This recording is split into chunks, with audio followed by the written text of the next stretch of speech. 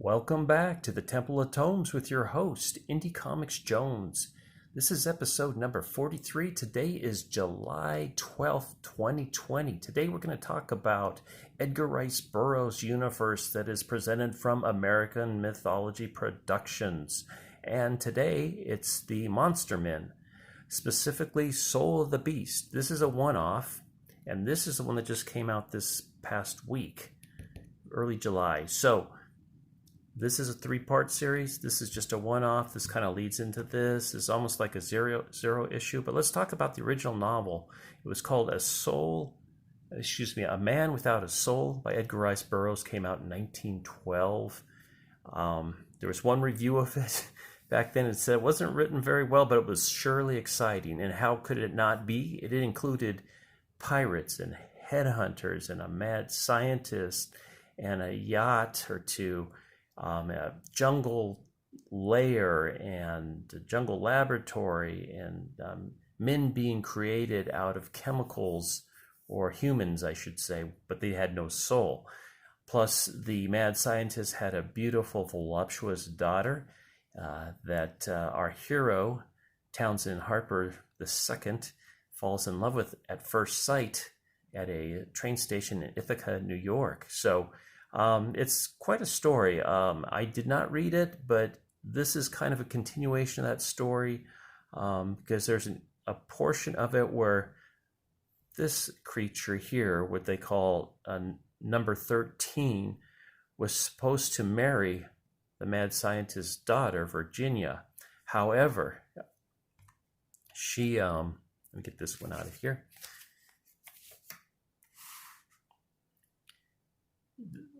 Singh, who was working for the mad scientist, found this gentleman here washed up on the shore. His boat had been attacked by pirates and he woke up with amnesia, so he snuck him into the vat, swapped out the number 13 and left him out to deal with later.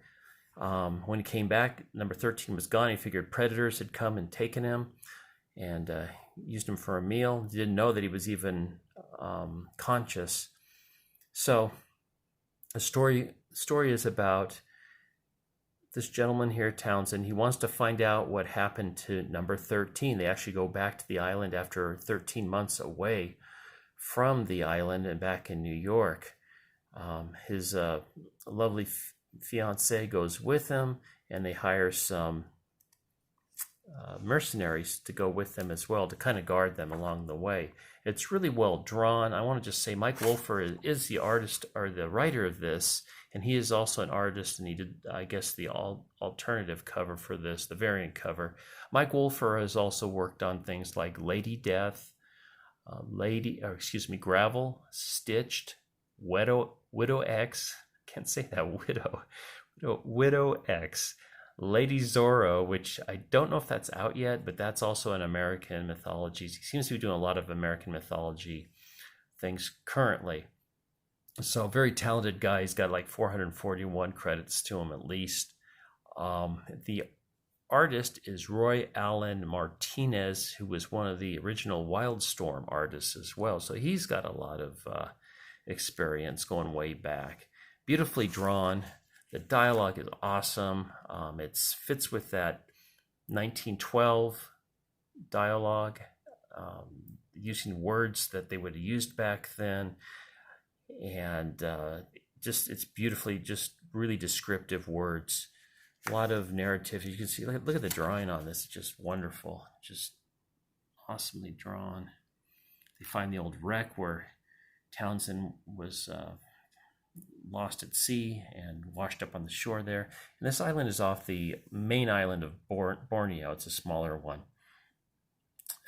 So out by Indonesia, Malaysia, that area there. So anyway, they're very much in love, but they want to come back because this guy's got this conscience. He wants to find out what happened to number 13. He wants to like talk to him or see if he's okay or see if he's dead. He just has this driving adventure. He needs to find out, and it weighs heavy on his conscience that he actually took his place and he's going to be with this wonderful woman instead of that monster that the mad scientist originally had come up with. So they come and find the the original laboratory encampment fort. I stationed 2 guards out front. They find out orangutans have been living inside the laboratory. They decide to go in further and check out other things. A picture of Virginia is missing, and they're trying to figure out, well, who would have taken that? And then one of the guards gets killed. It's discovered by the other guard, and then he gets killed by the bayonet on his own rifle. In the meantime, they go further in the laboratory, just looking for clues overall. And Virginia wants to open up a window to show more light, and there he is, number 13, right there. So a fight ensues, and he grabs her and takes her off into the jungle. They track him down. Townsend tracks him down. They have a fist fight. After a while, Virginia ends up getting Townsend's gun and pointing it at number 13 after number 13 looks like he's about to finish off Townsend. And number 13 stops, and then he speaks in German. And that's totally a mystery to them. Why is he speaking in German? And so that's kind of the cliffhanger there. Plus, he runs off into the jungle. So I recommend this. It is really good. Really, really strong book. There's also a kind of a preview for Zorro, and the way they're treating Zorro now in the future, Rise of the Old God, is he's not only fighting against the oppressive Spanish conquistador guard that are there, but he's also now taking on supernatural elements, and the stories look pretty interesting. I'm thinking I'm gonna go back and check out to see if there's any old copies of this. I had actually bought the Monsterman, this one, and then found out this one came out before, and it was just a one-shot, and I was like, I need to get that, because I really enjoyed this one, which I will review in episode 44 coming up. But yeah, this is totally recommend. This is really good, strong writing, really good art, about 21 pages long, so it is a full-size comic. Plus you get the Zorro teaser. It's about 5 pages. It's not a lot, but gives you a feel for. It was also written by Mike Wolfer as well. Gives you a feel of that. Plus coming attractions, and this is another Edgar Rice Burroughs. I think this one was too. Yeah, this is Land That Time Forgot. So Edgar Rice Burroughs, known for a lot of sci-fi adventure type books that were made into films, and Zorro's in here. Lady Zorro's the new one coming out that we had mentioned, and here's Hatchet, Halloween Tales. So this is something else that American Mythology is putting out. So anyway, a lot of good stuff by American Mythology. I have not been disappointed by any of the other issues I've written. I've done Princess of Mars, I believe it was called, and also Carson of Venus.